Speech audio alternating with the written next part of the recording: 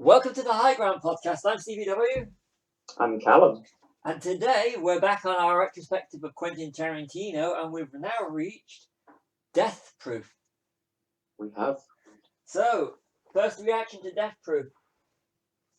Well, it's, as you know, it's my least favourite, but in Tarantino terms, that doesn't mean a whole hell of a lot when you compare it to your least favourite of other directors. Yeah.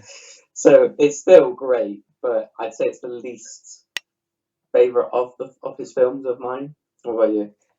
I hate to say this, was going to be the next one we actually do, is Inglourious Basterds. I probably watched that less than any of the other ones, but it's different.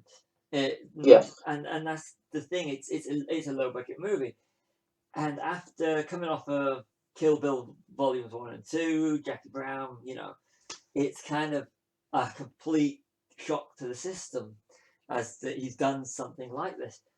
But the more you watch it, it improves with age, in my honest opinion. And if you watch it, say back to back, it has Grindhouse. It works. Oh, it's fantastic. It does, because So as always we do, I pulled up all the box office of all the Tarantino movies, and it's one of his underperforming ones. I mean, I had to go for Grindhouse to actually find the because if you go on IMDb, it's got Grindhouse, Planet Terror, and Death Proof, and the only one for the budget is Grindhouse, which was $67 million, which is for both the films. So you can see they average about, say, 30 million each if they do it like that. At the box office, Grindhouse on its own took in $25 million, just over, well, 25,422,088.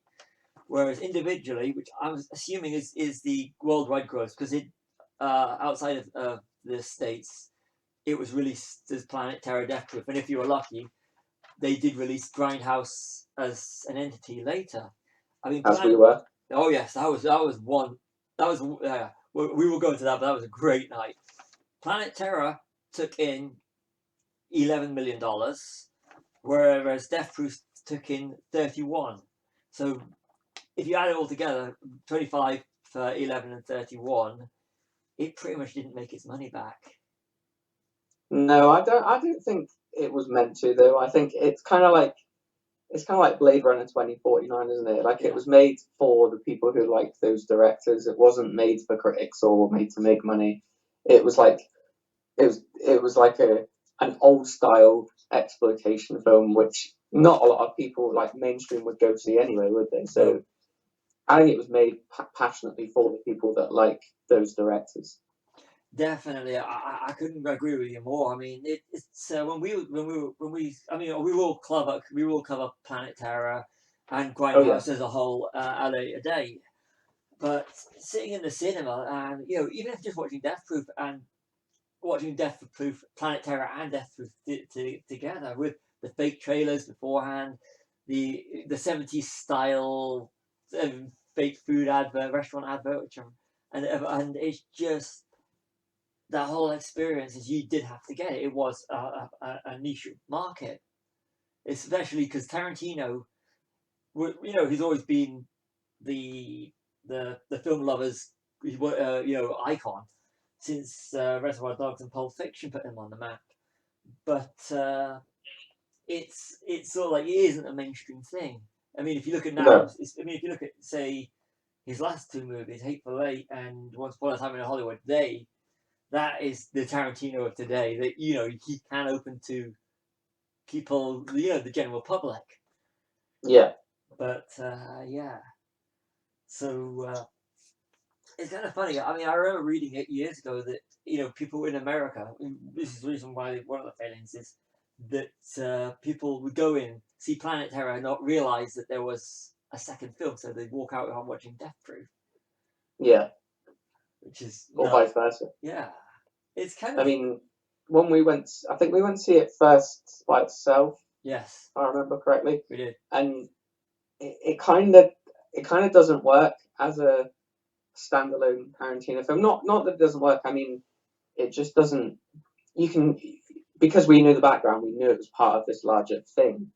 So it felt like it kind of feels like an appendage when it's by itself. See, Planet Terror, I thought worked as a movie by itself. I don't know why. I just think it felt like you could have went into that and thought, oh, it's not part of this other project. So, but Death Proof is sort of, I don't know. It just feels strange if you count it as a single Tarantino film for me. But I agree.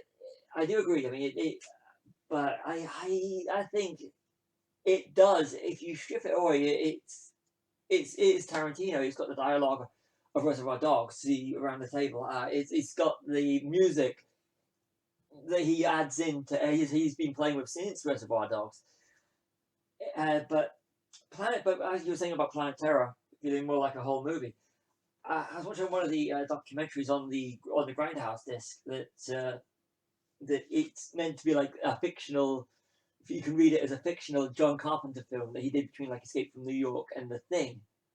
Yeah. And I mean, if you listen to some of the musical cues in Planet Terror, it does have it is very John Carpenter, whereas Death Proof has Carpenter's star at the time in Kurt Russell. Yeah. So you can see them as back to back like that. I never thought about that. Yeah, and Planet Terror is kind of like an Italian zombie movie if it was directed by John Carpenter, isn't it? Yeah. And Rodriguez, he does a fantastic job of it. I mean, he does like Carpenter. He does score his own a lot of his own movies. So it has got that vibe to it. So one thing I did notice, going back to Death Proof, is that it's got that 70s vibe to it, but they're using cell phones. So that's kind of a bit confusing. Yeah, it's like that's where the Tarantino stuff does shine through, where it's the modern sensibility mixed with the 70s. I mean, he's inevitably a sort of a child of the school of 70s films, isn't he? So I think it's that juxtaposition does actually work quite well, doesn't it? Yeah. Including the soundtracks, a lot of old like 70s sounding songs. Oh, that quote unquote don't go with the modern aesthetic, but they do in the same sense. It's kind of confusing. It's something you'd have to see, isn't it, to explain? Yeah, I mean the Jungle Julie billboards are all 70s style. Yeah, it's super, and the costumes, and it's yeah. Sorry. An interesting thing I also noticed is that you've got Quentin Tarantino as his own DOP on it. Oh, right, okay. I was like, that is, I mean, Robert Rodriguez does it all the time, but to actually have Quentin Tarantino shoot his own film, which I thought was, yes. And, I mean, he's one of his long-time collaborator, Sally Menke, his editor. Yeah. I was reading up they had 4.5 weeks to edit the movie for release because they had the release date locked in. And it's sort of like, I love that chemistry. I mean, I highly recommend the Grindhouse Blu-ray because it's got the extras on it. Alright, I mean, it doesn't have like deleted scenes or anything, but it's just that if you're interested in the making of it, it's fantastic. I like the fact that it's almost that it takes effort to make it look shit. They're like the like an old like cigarette burn piece of film, and I like the fact that they've taken the care to turn what was obviously like digital cameras and everything into looking like an old film reel. I think isn't there even like I think there's a scene in Planet Terror where the reels are missing, aren't they, during the sex scene? It's in Planet Terror and in Death Proof. Is it Death Proof as well? Yeah, I can't remember which part though. The lap dance. Yeah, that's right. Yeah. It actually says on the title screen, missing, at the start, missing reel. There's a missing reel in this film, and the title of the film changes as well, doesn't it? Yeah, it changes from. I actually had to pause it to actually see it. The original name pops up for a split second. And it says Thunderbolt. Yeah, I think was that not the original name of the film, like legitimately, I'm not sure, but I just thought or that is it was. just? I think it's just piss take, is it? I think it's a Tarantino. I think it's a Tarantino mistake, to be honest with you. Yeah, It's the way it's done, and like you said, the cigarette burns and all, and the degraded, yeah, the like degraded film stock. You know, when the old days before everything was digital, you can show you can show a film 100 times. You did get degradation yeah. on the film print as it went along, and you did have that stuff. And I just thought that was superb. The thing that got me is Mm. I was wondering is did they film it on digital and do it to film stock? Because Tarantino, being a purist, I thought he might have actually filmed on film and then altered it afterwards. Yeah, I don't know. You can probably do all that stuff digitally now, can't you? You Easily, can, like with the editing software they have now. But I don't know. Yeah, it seems like he does seem like he would sort of do a Kubrick and do it the perfectionist way, yeah. doesn't he? I know Robert Rodriguez would film digital because Yeah, he is well into his effects and everything. That's why I think he's superb for The Mandalorian and Book of Boba Fett because he likes to play in the effects toy box. But yeah. with Tarantino, I get more of the impression, especially with the scope of something like Hateful Eight, that he would actually go out and shoot on film stock and Well, he then degrade it. shot Hateful Eight in 70 millimeter, didn't he? Which was a format that's not even used anymore, and I think they showed it at like a roadshow tour of showings for the film. So if you're lucky enough to catch that, I mean, that was like the old style sort of Western Yeah, format. I think it's 70 millimeter. yeah, It's one of those. But I mean, I'd love to have seen that because I mean, you watch something like what Leone can do with it, and yeah. the old westerns, and I'd love to have seen that mixed with the Tarantino aesthetic. Oh, that would be superb. I mean, I was sitting in the cinema and having the break in the middle, and Kurt Yeah, Russell telling you all the things that happened in the 15 minutes you were gone. I was yeah, blown away. I mean, it doesn't mean. I mean, like you said, this is your least favorite Tarantino movie.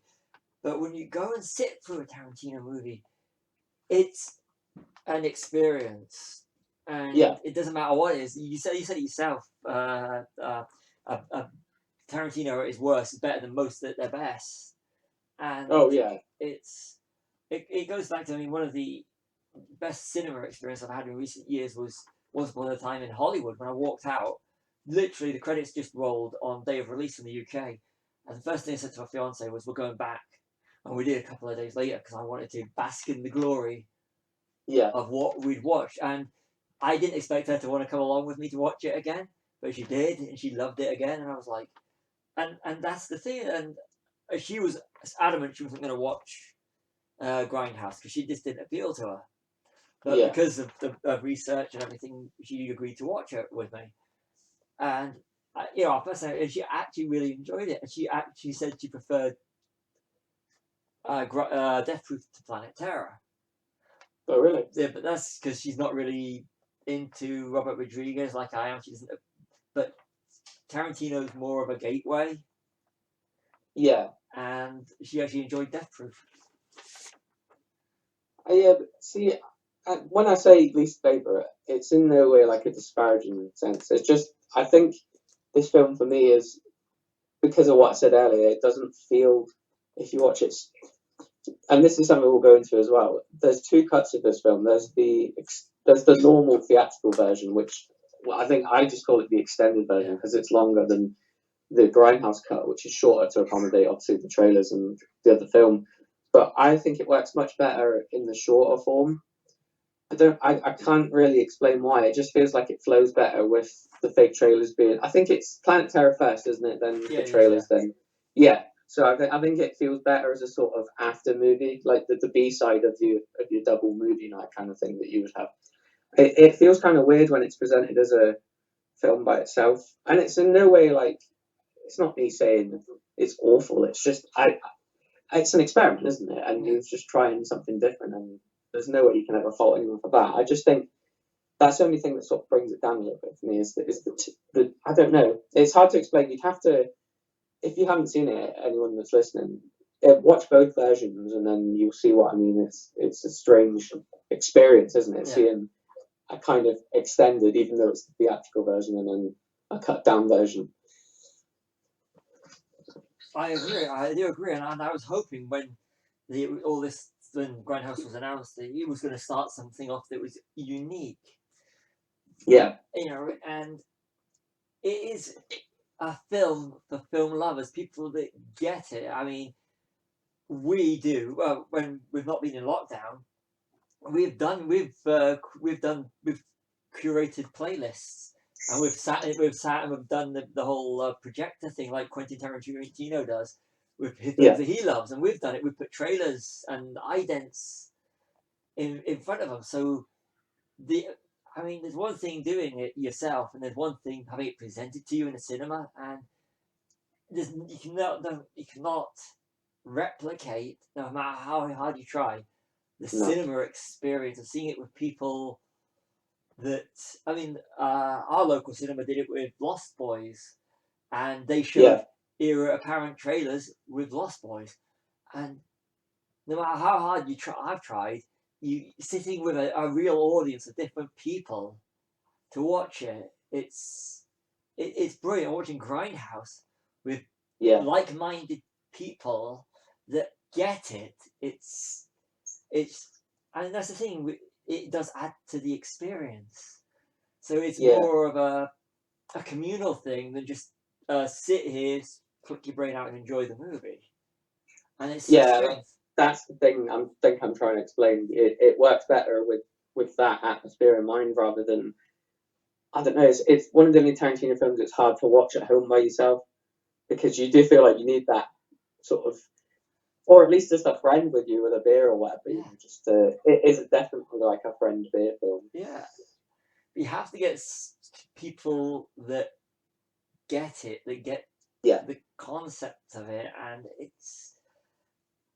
You could argue that, I know that they say that Once Upon a Time in Hollywood is a love letter to cinema, but so is Grindhouse. Yeah, 100%. And it's, So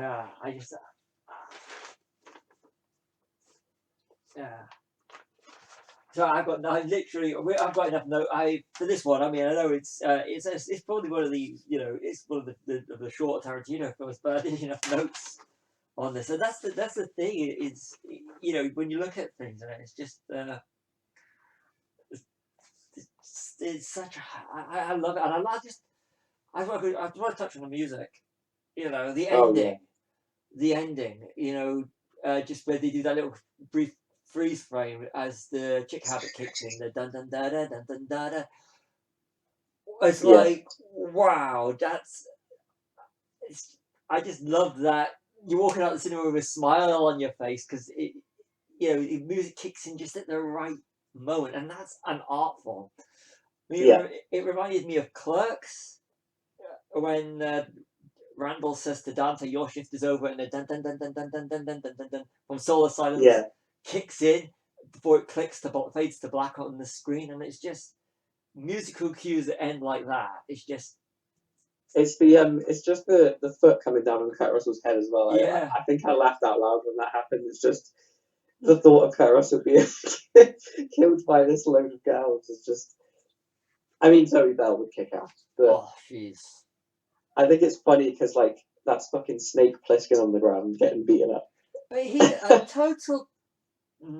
He's a real piece of crap throughout the whole film. He is. He kills. The shot of him taking out Rose McGowan. The car's replayed. Not Rose McGowan. Yeah, it is. It is. Yeah. It's then it's that's been done. So many that's done, and you see the shot, and he comes across as evil. Then he goes after the other girls, and you see each girl's death from a different perspective. So they keep playing the scene. Yeah. And you've got the first load of girls, like a slasher movie. Then you got the second load, where you got your A-list players. You've got I've got the names written down here somewhere. You got Rosario Dawson, Zoe Bell, and Tracy Thorns, and they're like your A-listers that come up after he's just been a total bastard, murdered, and then he's coming up against these real hard asses. And when he starts getting injured and he starts crying like a baby. Yeah, when he gets shot, isn't it? Yeah. It's so weird. But I think because at the time I hadn't seen Kurt Russell for quite a while, I don't think. I'd seen him there now and again. I make it sound like I'm friends with him, but I mean, film-wise. But it was so, like, seeing him come back in a Tarantino film was just so cool. Like, I mean, it's Kurt Russell, isn't it? Like, there's nothing less cool than Kurt Russell. He is more cool. Sorry. No, him and Samuel L. Jackson are like Hateful Eight, and it's just they ooze. I mean, even his little. I absolutely love it. One time in Hollywood, and it's his sequence with Zoe Bell, who kills him in Death Proof, and he is her bitch. Yeah, I get Randy, and it's like, he plays, he's stuntman Mike. Zoe Bell is a stunt woman, and it's just that is.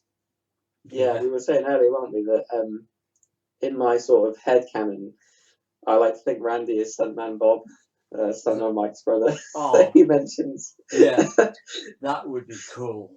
That would be so cool, and it's the Tarantino universe. Yeah. So it probably is. Yeah, who knows? I mean, there's another scene as well where he's in the bar, and he's telling all the people the scenes from the shows he's in, and it's like talking to kids now, isn't it? Where they're like, you have no idea what I'm talking about here. And the thing is, you say some of the stuff. I mean, you remember, like, God. You're looking at 90. We're looking nearly 30 years ago next year for Reservoir Dogs. Yeah. And wow. Yeah, that's so when you say Reservoir. So when you say something like Reservoir Dogs, which I saw at the cinema, some people are like, what's Reservoir Dogs? Definitely the coolest. And Pulp Fiction and Jackie Brown and Kill Bill's 2003, 2004 for those ones. They're old now, well, by comparison. But that's crazy, isn't it? I mean, something that shocked me the other day was I remember there was a horror film out about 2003 called Wrong Turn. Yeah. And they've just remade that like 16 years later, and it's made me feel so old. And it's how quick I think they all pounce on the whole reboot and remake thing, and it's something Tarantino's never done, which is just amazing. The fact that he makes the films he wants to make, and this is an example of that.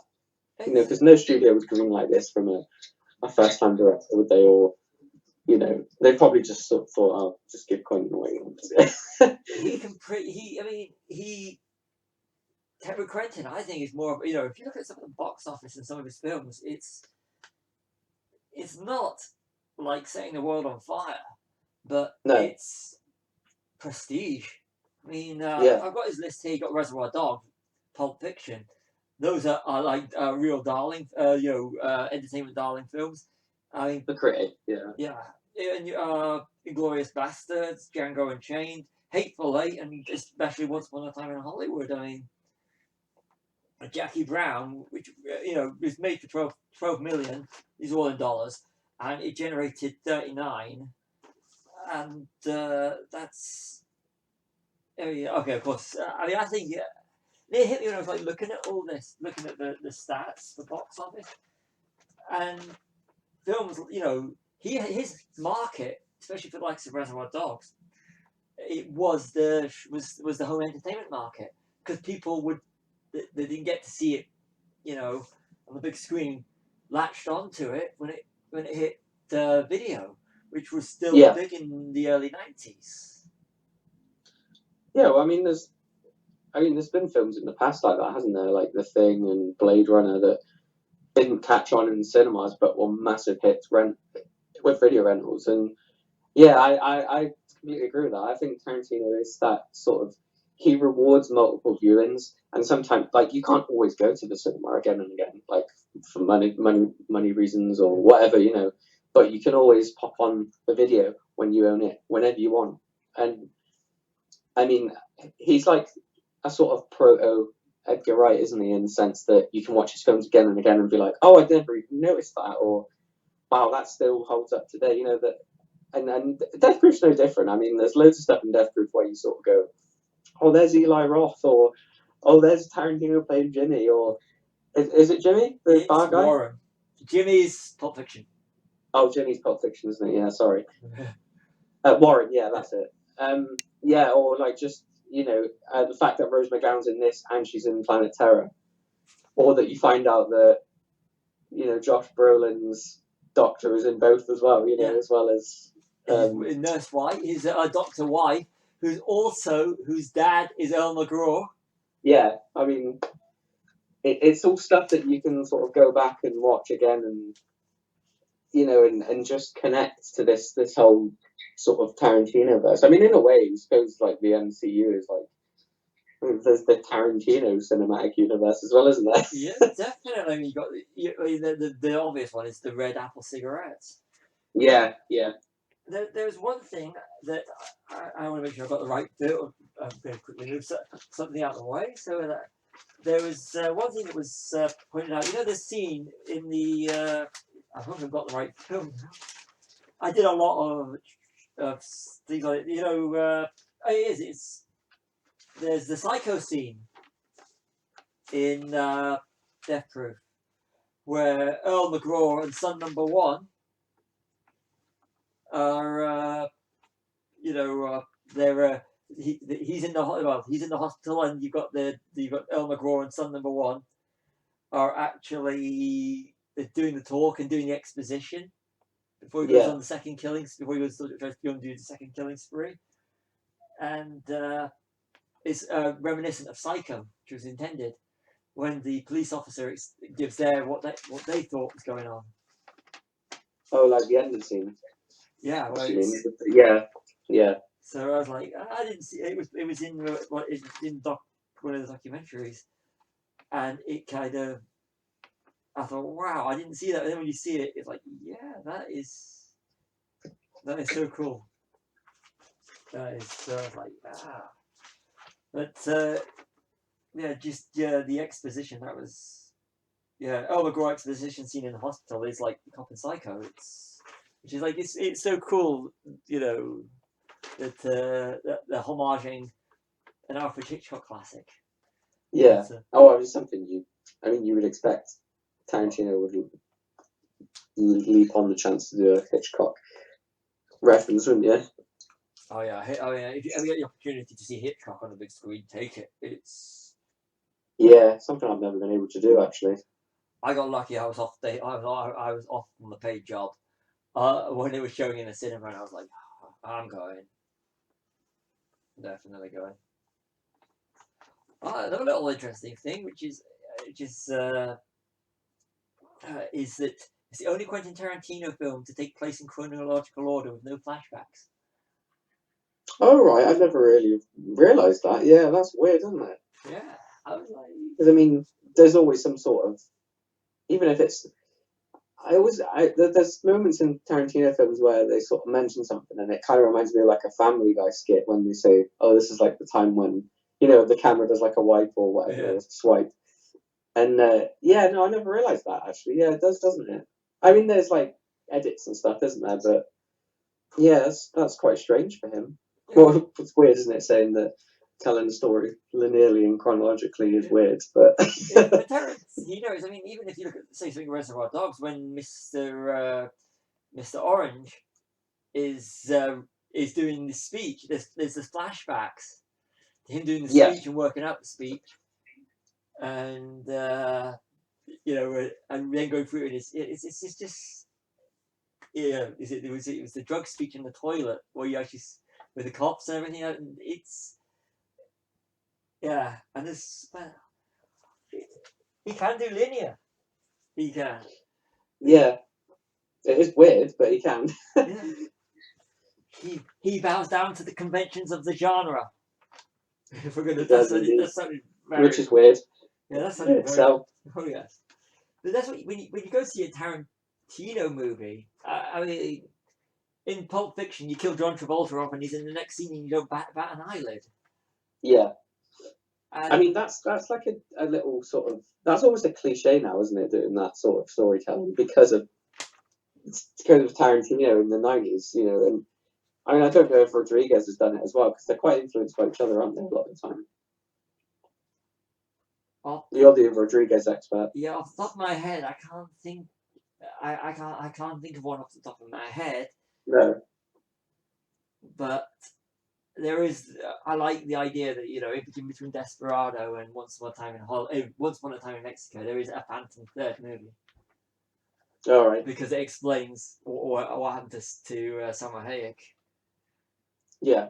So it's I mean, the thing is, I mean, this is the difference between Quentin Tarantino and Robert Rodriguez, and this is not a slight against Robert Rodriguez because I absolutely adore Robert Rodriguez. I mean, he wrote my favorite book once, which is Rebel Without a Crew, which he kind of dated now, but it's still fantastic.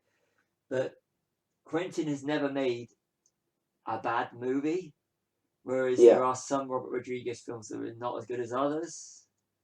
Yeah.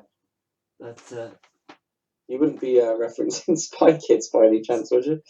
I actually liked Spy Kids. I like 3 of the 4 Spy Kids films. I did not like Shark Boy and Lava Girl one bit.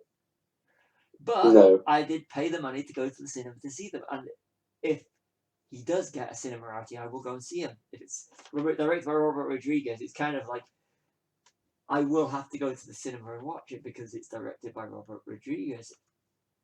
But with Quentin Tarantino, it's like I will be there day of release. I will not be finding out anything about the film, and I will sit down and I will enjoy this movie. Yeah. Even if it's sort of like, even if the trailer's not what I expect on it, it doesn't look that good. I will sit through. It's like Inglourious Basterds. It's my least favorite, but you sit through the film and you enjoy it because it's Quentin Tarantino. Yeah. And it's not like it's not like rose tinted glasses forcing yourself to enjoy it. It's good. Yeah, I totally agree. Even though this is my least favorite, like I still had a ton of fun watching it again for the podcast and like watching both versions of it, you know, in their context. And there wasn't a moment where I was like looking at my watch or looking at my phone. You know, no one looks at their watch anymore, is it? No. But you know, like I wasn't. There wasn't a moment where I was kind of like, oh, this is boring. It's still like highly entertaining and interesting and different to what everyone else was doing in 2007. You know, it's still like, I mean, there's the little scenes, you know, like where they drop off Mary Elizabeth Winstead at that creepy pervy guy's farm when they take the Dodge out for the spin, and part of me was like, I've seen that guy before, and then I thought Kill Bill. Yeah. And there's just little moments like that in Tarantino where he sort of drops little crumbs for you to go, oh, you will pick it up, but I'm not saying you'll pick it up on the first viewing. So what's there's something I found on maybe I don't know how many times I've seen it now, but something I didn't see before that I did now. So is the guy? So what's he been in then? What's he in Kill Bill? He's the guy that's gonna rape her while she's in a coma. Buck. Yeah, no, not him, but the guy that's paying. But the truck driver. I did not notice that. Oh, that's I've already covered that one. My name's Buck, and I like to. He's. You know what? I've said it before. You know, when you, even Death Proof, when you walk, I like it because when you walk out the cinema, and I've not had a Tarantino film where I've walked out the cinema and gone, okay, that's it over. Every Tarantino film you walk out of, you just want, you feel more alive when you do than when you went in, and and if it's like, especially with, you know, something like this, like Death Proof and Once Upon a Time in Hollywood. First thing I want to do when I got out of the film cinema is I want the soundtrack because it's so cool, and it's like I said earlier, it's the one song they used at the end, which was just, and I just, you know, which go back onto the music. It's this scene where they're playing a song. It's Dozy, Dee Dee, someone and someone, and they're going on about how Pete Townsend, if he wasn't in the Who, should have been a part of this group. And I was like thinking, this is just, the dialogue is just, you know, that's spot on. Yeah. I like those moments where it becomes naturalistic, because there are some moments, I have to admit, in especially a lot of his later films, when he's aware that he was the one that revolutionized all this film language, that they speak a bit too Tarantino-y, where you notice it sometimes. And there's some of that in this film, actually. When they're in the burger place at the beginning, and Jungle Julia is on about some guy who's not funny looking or talks, and they're repeating that line. I think that sort of, that was like a Tarantino line that I sort of went, that's a Tarantino line in a sort of way. Whereas that sort of stuff is like going back to Reservoir Dogs with the opening thing with Like a Virgin, where you think that is what you talk about when you're with your friends. Like, oh, I thought about this the other day. What do you think? Yeah. And that's that sort of, like, we do that with music, don't we? We talk about who'd have been good in this band or that band, and that's the naturalistic stuff that still fits really well. I completely agree with you. I mean, I could imagine Uma Thurman doing that dialogue in Pulp Fiction. Oh yeah, definitely. So again, listen, we're not slating for it, but or Eli Roth. You mentioned Eli Roth earlier, playing in a bar, just trying to get into the girls.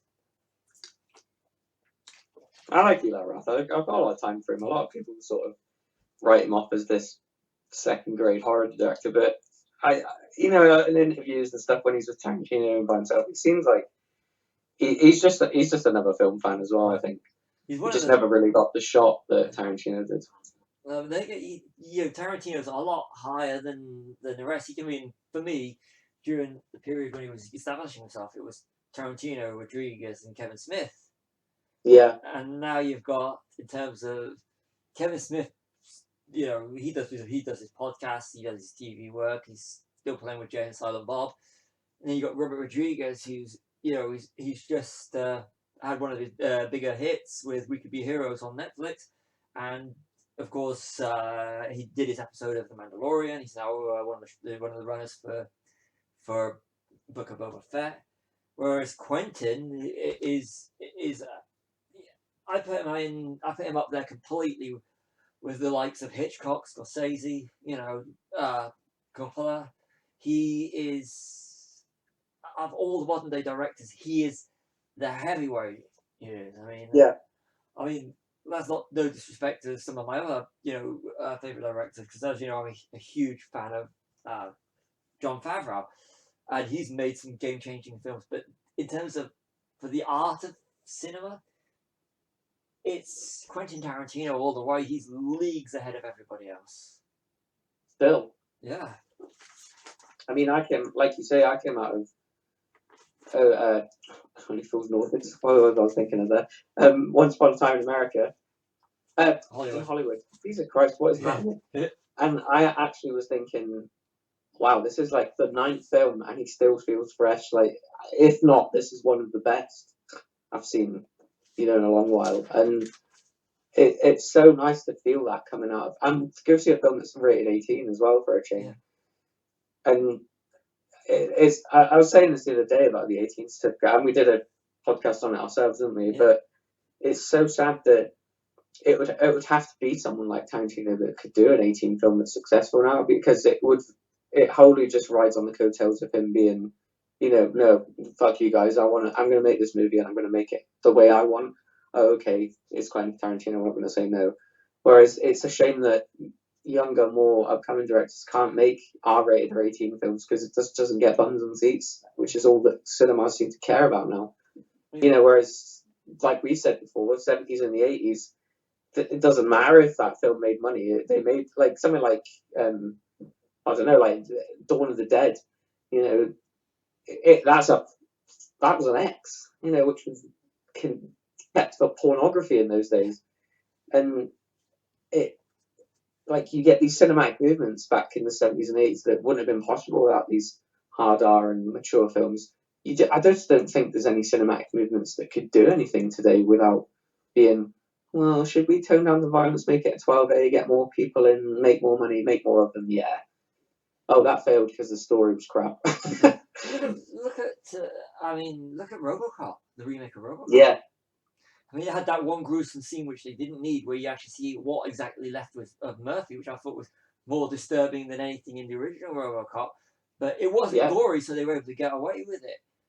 And it was disturbing in the way that stuff in the original wasn't, it wasn't violent, but it was kind of like icky, wasn't it? Yeah, it was like, why are you showing this because you can show it, because you've got the CG, you can do it. It wasn't gruesome. It was more like sadistic. Yeah, look what we can do. Ooh. Yeah, it's like, and the original, you didn't know what was underneath the armor, and I liked it that way. How much of him was there was the point. Whereas all this is how much is left of him, an arm and a head, and I just thought, no, that's just, you missed the point. Yeah, but they were aiming to make sequels and have it become the latest franchise.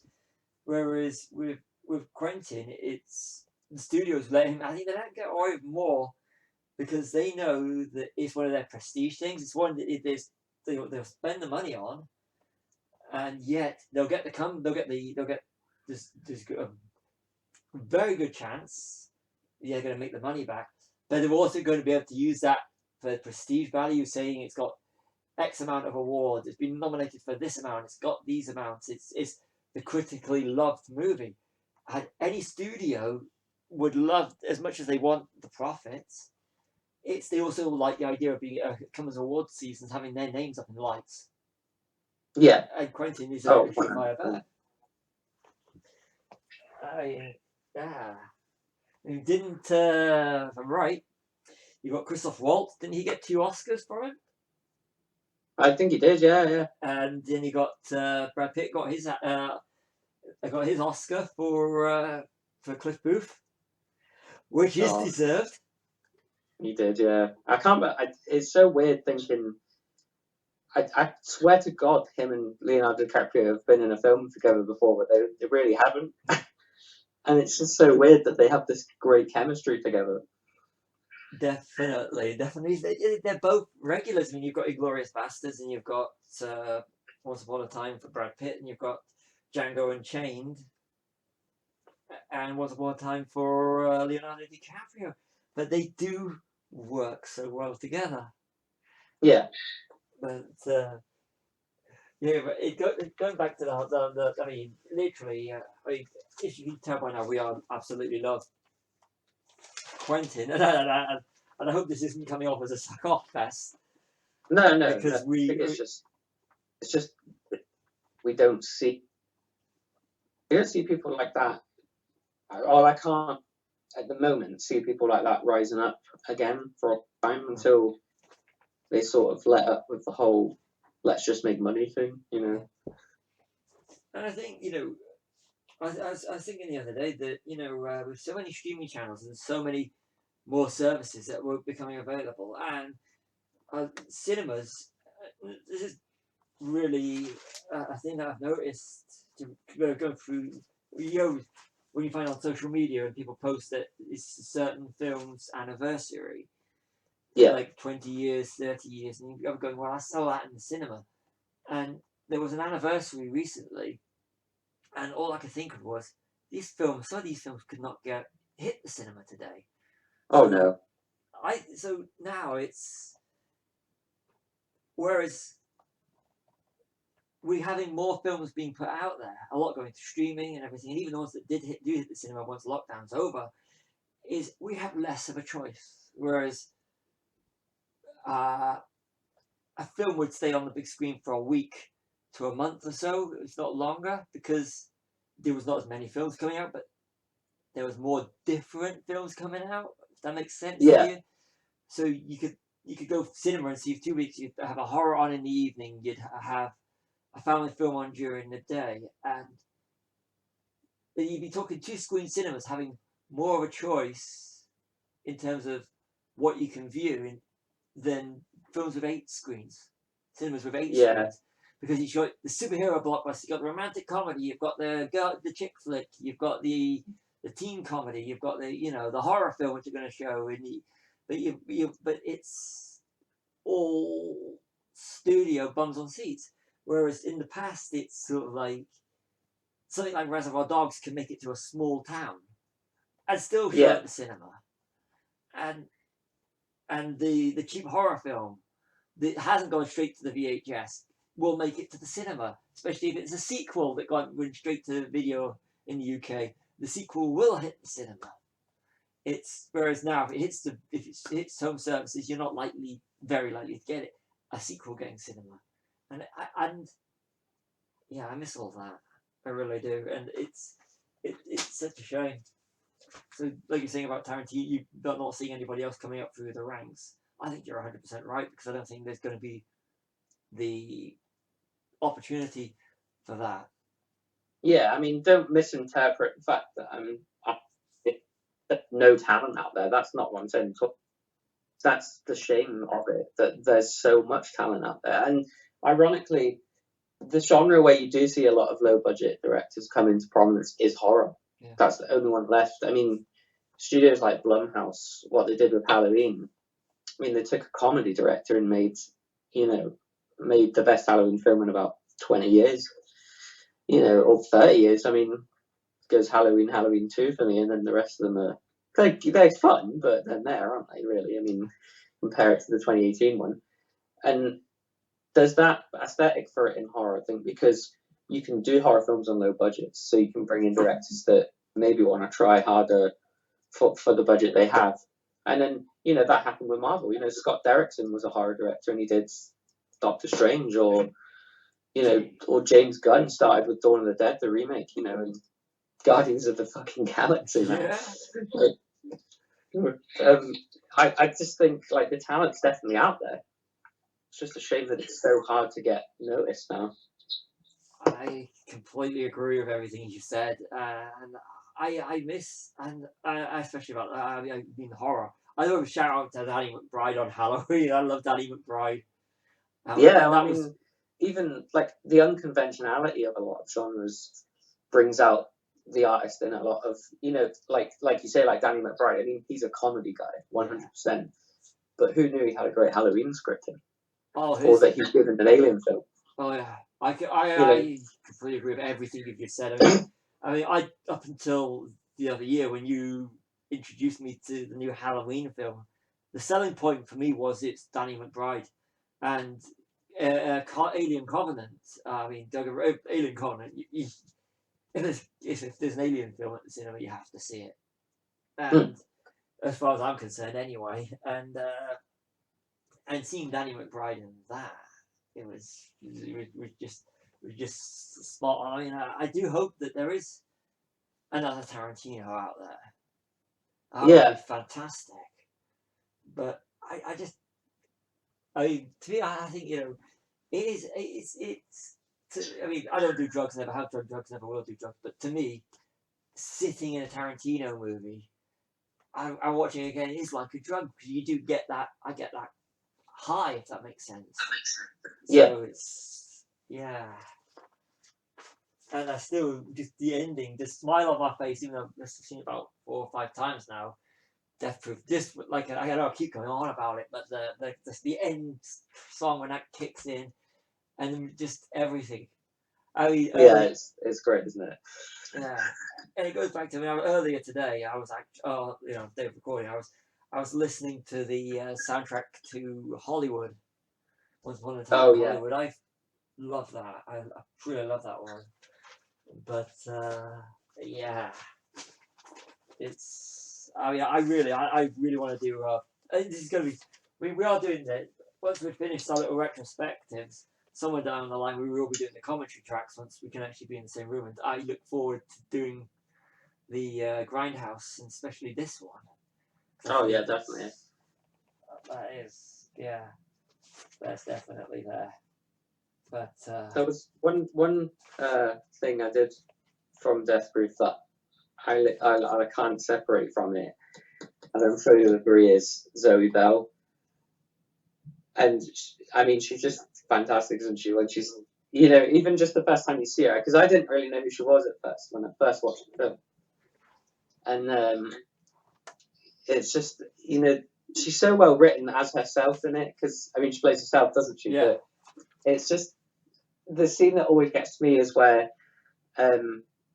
Rosario Dawson calls her a Kiwi, or or the opposite of what she actually is. She's Australian or New Zealand, and she sort of plays this whole, are you serious? What that you can't call me that. Like it's like the scene in Goodfellas where he says, "Funny how," and then she just sort of says, "Oh, I'm joking," and it's that sort of.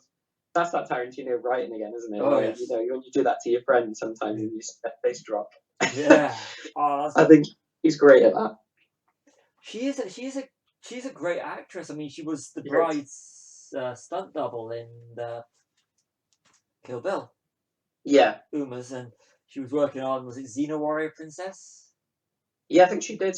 I think she started. Yeah. Then she moved to Hollywood, got in with Quentin Tarantino, and she's stunt coordinator on Once Upon a Time in Hollywood as well. He turned her into an actress, and and it was about her dialogue about she looks up her character, the character Zoe looked up the car that she wanted to do ship's mast on, and it's just how she went and got like local newspapers, and she knew there's one, and the conversation with Tracy Thorn's character about whether or not she's going to do it. It's just and how it's a stupid idea. That's just, but she is a revelation in the film, and the camera shots that actually see her doing all this stuff, and you're wondering where the harness is because there's no CG in it. It's everything's practical, at least on her on the hood. And it's good to actually scary at times. Some of the stuff she does, good to actually see her though, and some of the angles she has. I'm assuming it was she did all that because she's still woman. Yeah, but it still looks quite hairy at some points. It's just rude. And so was it Zoe the Rabbit? Was they call it Zoe the Rabbit at the end or something? Yeah. Oh, she pops up when they think she's dead. Yeah.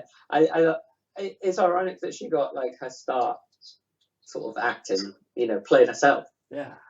I think that's great. Or like a character version of herself. But yeah, no, she's the highlight of the film for me. I mean, maybe like her and Kurt Russell, but I mean, we've seen Kurt Russell before, so we know he's cool. Yeah. But it was nice to see this new addition to the Tarantino verse because she is in.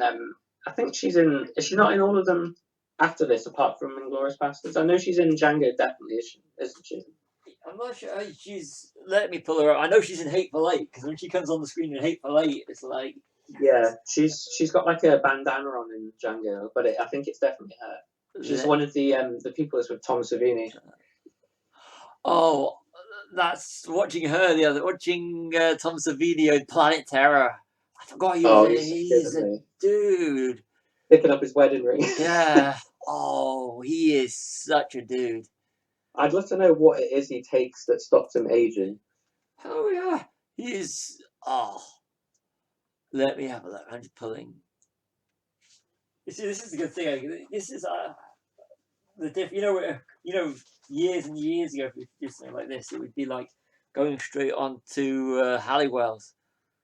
2009. And that didn't always work, did it? No. You didn't have the right edition. I'm looking on actress now for. She might stunts 2000. As far as I know, I don't think she's in Inglourious Basterds unless she just is doubling people. She's stunt double for Shosanna and Bridget. Oh, yeah. She is Django. Let me have a look. Django is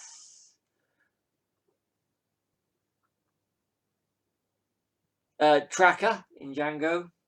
Yeah. And in Hateful Eight, she's Six Horse Judy. Yeah, that's right. Yeah. That film, which I'm really looking forward to doing, it's like a Tarantino's greatest hits. Not in terms of story, but in terms of actors, it's like. But yeah, I mean Rosario Dawson, who's more of a, I think Rosario is more of a Rodriguez. Yeah, I always thought that because she's in Sin City as well, isn't she? And she is in others, I'm sure, isn't she? I just can't remember off the top of my head. But I really like Rosario Dawson, and she was sort of like this wasn't long after Sin City, was it? So I think that was one of the first times I saw her properly and thought, what a talent she's got. And she's every time she's in something, it's like I had to see that as well. Oh yes. Clerks 2? Yeah, that's it. Clerks 2, yeah, as well. Yeah, I think that's the film I saw her in first, actually, to be honest. Everything Marvel. She's one of the night nurse in Marvel. Yes, Daredevil, wasn't it? Yeah, and she's good. She's Ahsoka Tano now. She is, yeah. And something we all called from the start. Yeah, we knew it. We knew it, and I knew she was going to get us as soon as they mentioned spoilers. Thrawn, I was like, "Yep, she's getting her own show." Yeah, 100%. And she's double tap, Zombieland double tap. I can't believe I nearly forgot that one. Double tap, oh, yeah. Absolutely. And she's Wonder Woman in Death of Superman, the animated. Oh shit! Yeah. And Claire Temple, the night nurse in Luke Cage. Another underrated thing. I can go on about all the stuff I like with her. I mean, she should have been in the live action film. She should have been Wonder Woman in the live action film. I'd have watched that shit definitely. I like her. I like Gal Gadot, but I do have a soft spot for Rosario. I really do. Yeah. So that whole last scene with the ship's mast and that. I mean, that's one of the longest car chases I've seen. Consistent. I mean, apart from Mad Max, that film's a whole car chase, isn't it? But it's just the way it's shot is really tense, and it is really it's really sort of you're thinking, who is going to come out on top here? Like, I don't think these guys are going to be able to handle this, and then they do the flip halfway through. Yeah. And like you say, not Tom Cruise. Jesus Christ, what's the matter with me today? Kurt Russell, crying after he's been shot at the army, and you just think that's Snake Plissken. He doesn't cry. It's the way that he can play it though, but yeah, he still has that hero. Even when he plays Randy in Hollywood, he still has that hero, classic old school cinema look about him. Yeah, I always think Kurt Russell can play any part. He's equally good at villains as he is. I mean, it's weird seeing him as a villain, but he is great. Like, it's the charisma and like the association with the past that I always bring with him. It's like I've said it about 3 times. It's Snake Plissken and it's Mac from The Thing, and I just love the guy. I think there's nothing you can put him in that isn't cool. Even Guardians of the Galaxy Volume 2. Yeah, even Guardians of the Galaxy. In fact, I think he's probably the point for me where the Marvel villains started getting good again. I like Marvel villains, yes. I do as well, but I mean, he's one of the ones where they start getting deep again, and like, it was where you kind of like, I actually feel for this guy, even though he's the bad guy. My only complaint about Guardians Volume 2, which is not a complaint, I should say, I would love to have had a scene with the Ego and Sly's character. Yeah. Tango and Cash. Yeah. Because I was kind of like all giddy at the start when you got Sly and Michael Rooker. I was like, cliffhanger reunion. And it would have been nice to have had a Tango and Cash one as well. But, the story didn't. We can all dream. It wouldn't have worked with the story, but it was nice to see them in the same film. But, so I've actually really enjoyed this, and I enjoyed doing the research. Yeah, same. I mean, you get to just watch films that are great, for a research. So why would it not be good? Yeah, and this is something I know it's going to happen before we actually get around to doing the commentary track for this. Which once we come out of lockdown, expect a lot of commentary tracks from us because they are so fun to record and I think they're fun to listen to as well. But I think they work better in person, don't they? I mean, we could try it on conference, but I like just having that sort of in the room thing. You just want to eat my packs of Skittles, be honest. And that as well, yeah. I just want to go it's a different ball game. This is just for anyone that's actually interested in this sort of thing. It's a different ball game when we're doing this over a phone. You've got wires and computers have the equipment everywhere. And then we're doing it in person. When we do the commentary tracks, essentially it's just us sitting down, watching with our notes and everything, with snacks everywhere. It's like a real a real cool thing to do. It is, and it's fun, and I'm hoping that you listeners are finding what we're doing as much fun as we are recording them. Yeah, 100%. I mean, we're not just doing it, sort of. I mean, we're doing it for a laugh and for fun as well, but it is something that we hope everyone else enjoys as well. Our ramblings. Yeah. So I mean, I mean, other than going into major kiss Quentin Tarantino's ass a little bit more mode, I've really enjoyed this. Yeah. And it's made me want to. I made me want to watching this. It made me want to I want to read some of his scripts. I'm hoping Tarantino does more than 10 films as a director. Do you know what? I actually would write a novel. I'd love to read a book in the style that he made the film in. I mean, I don't know if it translates, but I'd love to just try the experiment. I think that'd be great. Yeah. Tarantino, Quentin, if you're listening, please write a novel and come on a show. Oh, that would. Yeah. If he was there, it'd be like I'd be even if he wasn't in the same room and it was done remotely, I'd still be going quiet because it's Quentin Tarantino. Yeah, I mean, there's no fucking. I don't know. The only person probably above him would be George Lucas, wouldn't it? Yeah. Yeah, it's common knowledge. If I meet someone that I really admire that's famous, I tend to find my fiance and hide behind her. I hate people that bullshit that say when they meet well, if I meet my hero, I'd say this, I'd say that, I'd say the other. It's sort of like you don't know what to say. I would imagine, do you? I plan it. I learned my lesson the hard way. You plan out what you're gonna say, then get prompted to say it. Because if you're in awe of someone, I just don't buy. You get a lot of people that are total gobshites. I don't know if that's an American word. If anyone from the States. That say they will say this and they'll say that, but if you meet your heroes, sometimes you just don't know what to say. Yeah. But yeah, I know I'd probably going about if I was lucky enough, if we were lucky enough to meet him, I'd probably tell him about how his films would be a major inspiration. Oh yeah, definitely. I mean, you'd have all this stuff written down and then probably not know what to say first, would you? I'd love to have. I would.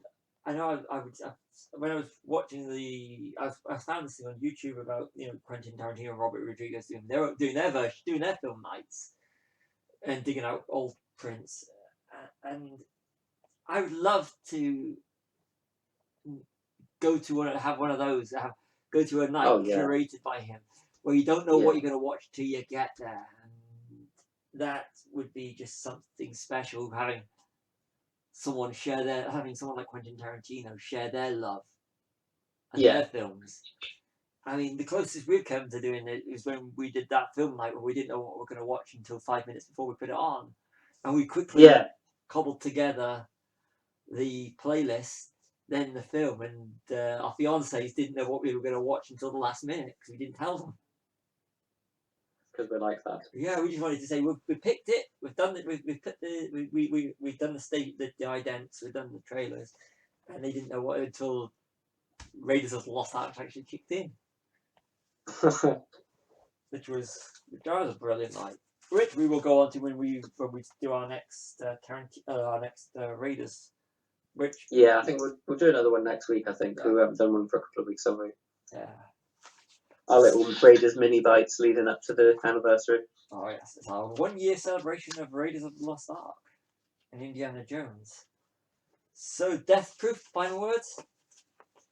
Just, I don't think anything we haven't said. It's like I say, it is my least favourite, but that doesn't mean it had a whole hell of a lot with just means out of all films, it's the one you ranked last. Yeah. Whereas with part of directors, that was terrible. Yeah.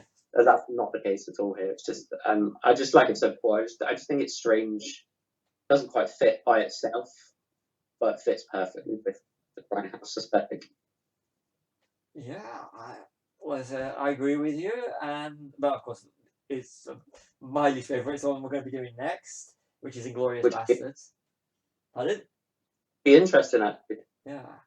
So yeah, I'm Stevie W. This has been Death Proof. Yep, I'm Cap. And we'll see you in another High Ground podcast.